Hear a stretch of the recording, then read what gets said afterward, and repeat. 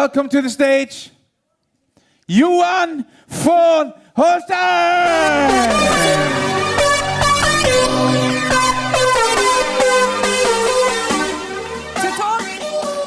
To talk about our vision and the future, now a word from the man whose achievements list long.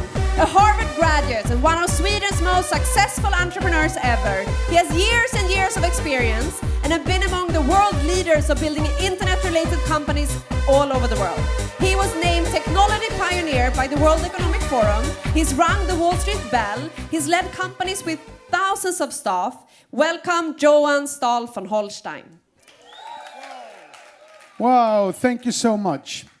I think it's amazing to be here, and I will tell you a story about why I think it's amazing and why I'm here. But I have to start with telling you about the history, the background, and then I'll tell you a bit about the present, and then I'm going to tell you a bit about the future. I come from a farm in the middle of nowhere, outside a very small, unimportant village, outside a small town which nobody's ever heard of. And I was very dyslexic, so I don't read and write very well. I was hyper-energetic, which is the reason I still walk back and forwards on the scene while I speak.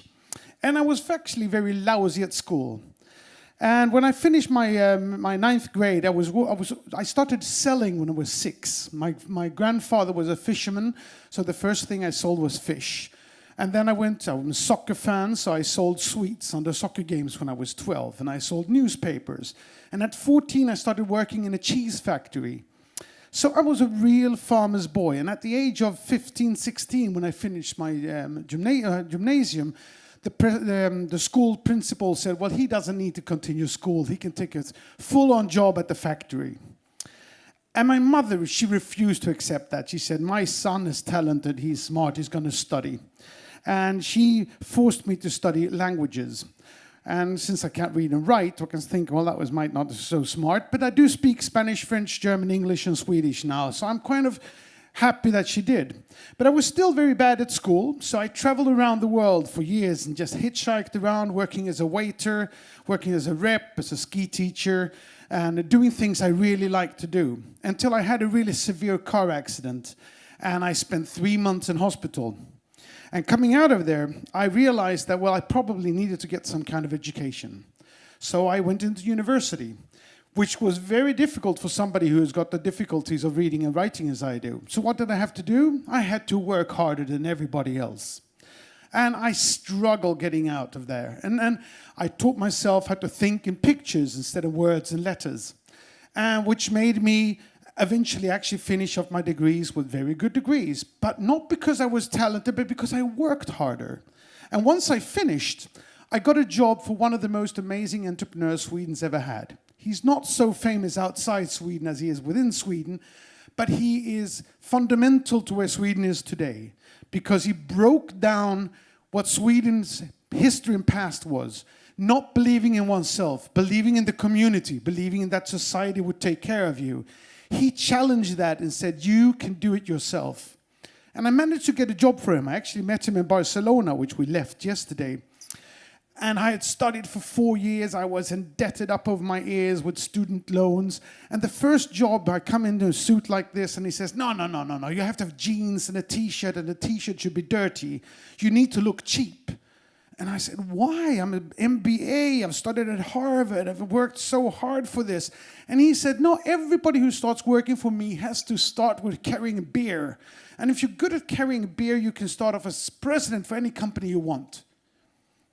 And, I figured this is so unfair. I was ambitious, I was hardworking, I had worked so hard to get where I was. And I had a friend who I was studying with who was 5-6 years younger than me, because I was old when I started studying. And he was actually quite bad at school. But his father knew the guy that I was working for, and he got a job in the main office with a nice suit. And I had to start at the very bottom, and I figured this is not fair. And you know what? Life's not fair. And we should be very, very happy that life's not fair. Because if it was fair, we would probably have been bored, because there's 70 billion people in the history of mankind. So we would have been bored maybe thousands or hundreds of years ago when people died in toothache at the age of 13. And where we've all been born at the end of the 1900s. Doesn't matter where we're born. We've been born in the best area of all times. Just this is winning on the lottery. Actually, the fact that we exist is winning on a lottery, considering the amount of sperms and ejaculation. We are all winners from day one, regardless of where we're born, what color we have, what intelligence we have. We exist, and we have the ability to do something with our lives. So I sat down and I said, life's not fair. Like Bill Gates said, life's not fair, get used to it. And I figured, how am I going to win? How am I going to win from this beer-carrying job that I had, was creating a chain of shops for TV shops products, shit products that didn't work. And I figured, I'm going to work 2 hours harder than everybody else. Because if I work 2 hours harder, nobody's 2 hours smarter than me a day. So I went in first of everybody in the office in the morning. And at the end of the evening, when the last guy went home, I put on my clock and I stayed for another 2 hours. And after a couple of months, I finished the project 1 month earlier than he had anticipated. And I then started working on a business plan for a TV channel. He came back from a trip. I gave him the business plan. He made me marketing director for the TV channel. The TV channel nobody knew of the TV channel. It didn't really know, didn't have an audience. So I designed the marketing strategy for the channel and took it from 6-7% penetrations to over 90% in 6 months. So he calls me up and says, you're doing a fantastic job. And I'm not going to make you president for your first time. 9 months out of university, I was CEO for my first company. And I went, yeah! And he said, what am I going to do? He said, teletext. Do you know teletext? Probably the most boring medium ever invented by man. And I tried to get out of it. So I said, well, John, well, his name was Johan Staël. And I said, John, I'm a technical idiot. My father's told me so since I was 12 years old and took apart a bicycle, never got it together again. And John says one of the most important things anybody's ever said to me in my entire life. He says, Johan, any idiot can learn anything in 3 months. That was revolutionizing to me. Because suddenly I understood that the difference between a super smart MBA from MIT and somebody who's a farmer's boy who's dyslexic and a cheese turner is about this big. It is absolutely nothing. And I realized that this was so magnificent to me that I realized that suddenly everybody can do anything they want if they just put their mind into it. If they just put the 3 months and decide that they're going to be able to be successful. So I took the job as CEO. And in 6 months, I built the largest teletext production company in the world with offices in 9 countries. He calls me up and he says, this is amazing. You're fantastic. You're now executive vice president for a bank I own in Luxembourg. So I go into the bank. And I was there for 2 years, living together with him. And I took my salary from $2,000 a month when I started, which is still fairly good. But for an MBA with a lot of student loans, it wasn't that good. 5 years later, I had $35,000 a month. I had a convertible sports car. I lived together with Johan Staël in his house. And thank you very much, sir. And I thought I was ridiculously wealthy and successful. And one night we were standing in our underpants drinking whiskey after having been out partying. And I say to him, how much money do you need to be rich? Because I felt very, very rich. I had about $1 million already in unlisted stock in his companies. And he says, wow, Johan, you probably need 50 million. $50 million, I said. What on earth would you want $50 million for? And he said, wow, you want a farm, you want an apartment in New York, an apartment in Stockholm, and a summer house in Saint-Tropez, and something in the Alps. You need a boat and staff on the boat, sports car arts on the walls, jewelry on your wife and your kids in the right school that goes fast. I had never in my life thought about value of that size.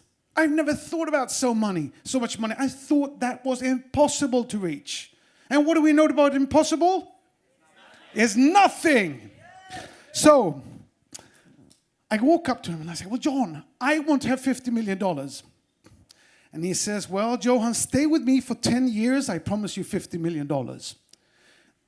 Now, the thing is, it was not a charity organization, which meant that if I was going to make $50 million working for him, I probably needed to make $200 million for him. And if he thought I was good enough to make $250 million, I didn't need to work for anybody. So I resigned. And I put up the goal for myself. I needed to make $50 million, not because I really needed $50 million, just because I needed to prove that I could, that I made the right decision.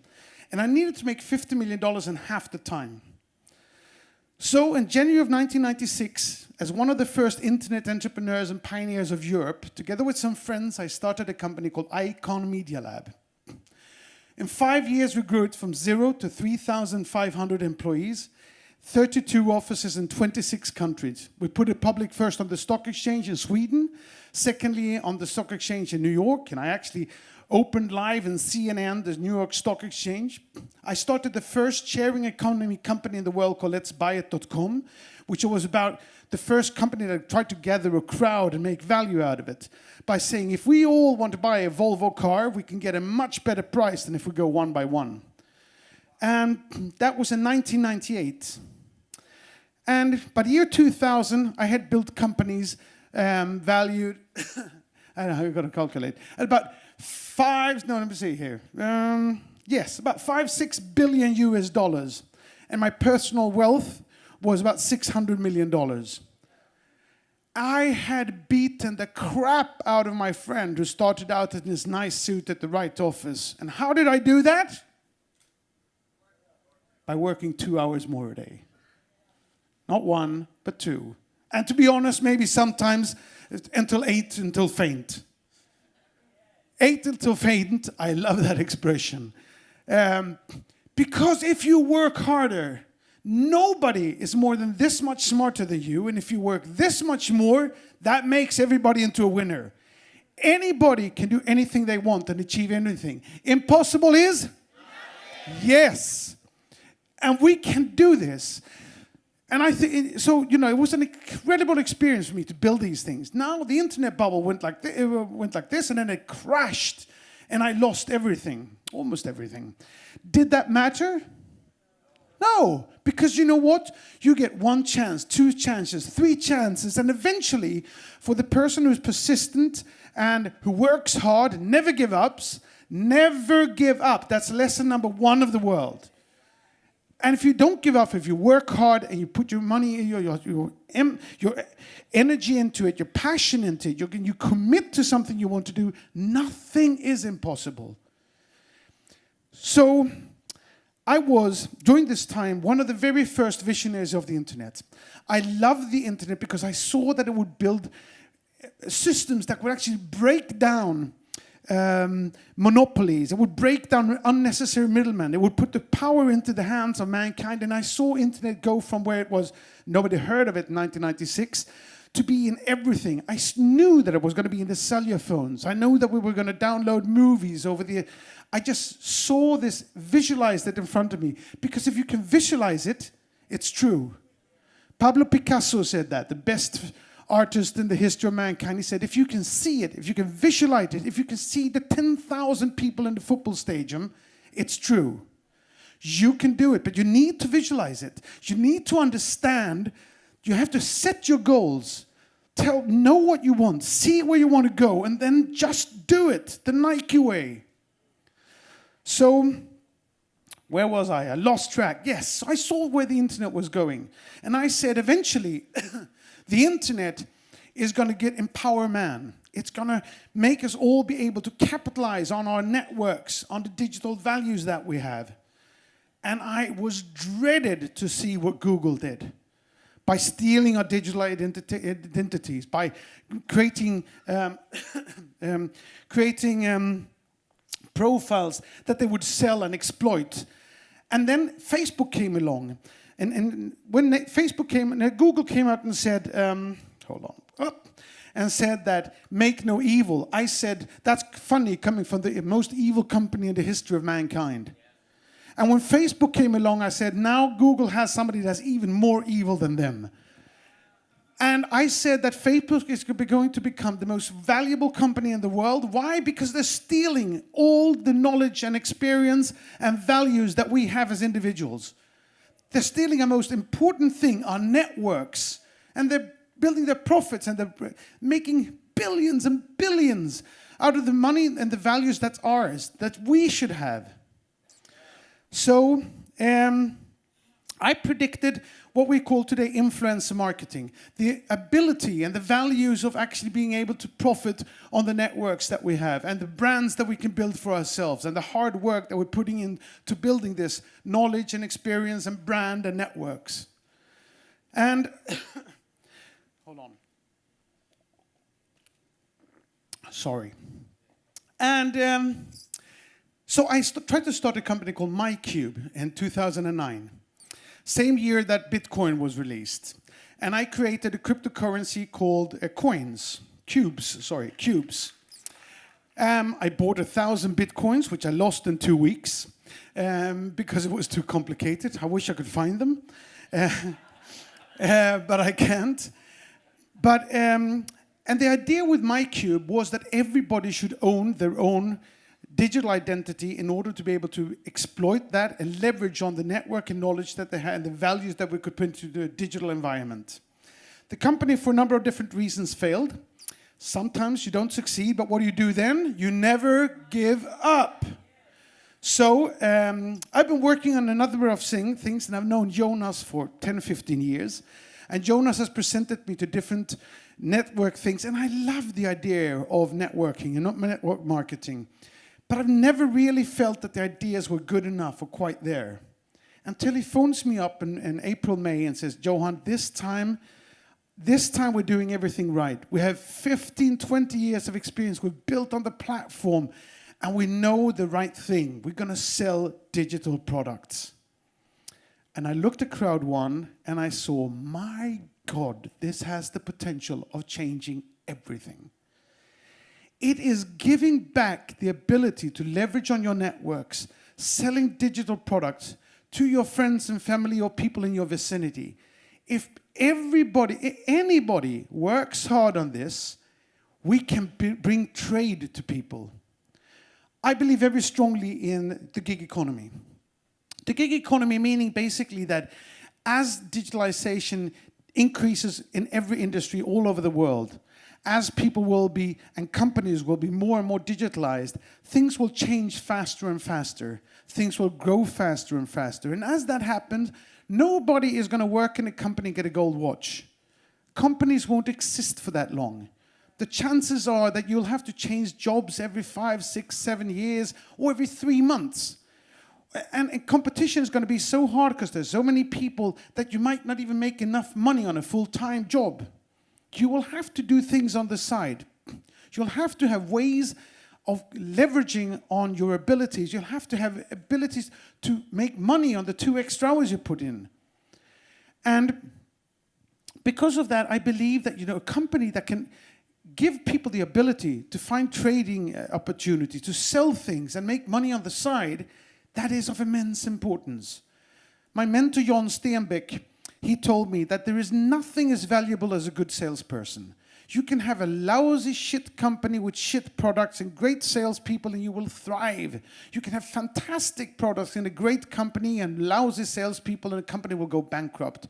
A good salesperson is worth their weight in gold. And nothing is as pathetic as a salesperson who does not sell. Crowd1 is not a charity project. It's not going to make everybody successful. But if you commit, if you work hard, we are going to bring trade to Africa. Where others will come with charity money, we say, no, make business. We're going to be able to find companies and products that wouldn't have reached Africa without us. And we're going to be able to make people find jobs and ability to take personal responsibility for their own future. And this excites me immensely. Because if we do this right, this will be the last network you ever join.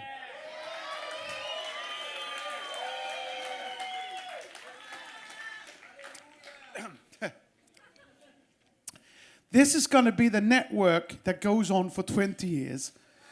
We are going to get, because the beauty is, how many of you here are on social media? Hand up. How many of you have more than 500 people in your networks? Almost everybody. If we can reach 10 million people connected in Crowd1, and they all have more than 500 people in the networks, it means we reach 5 billion people.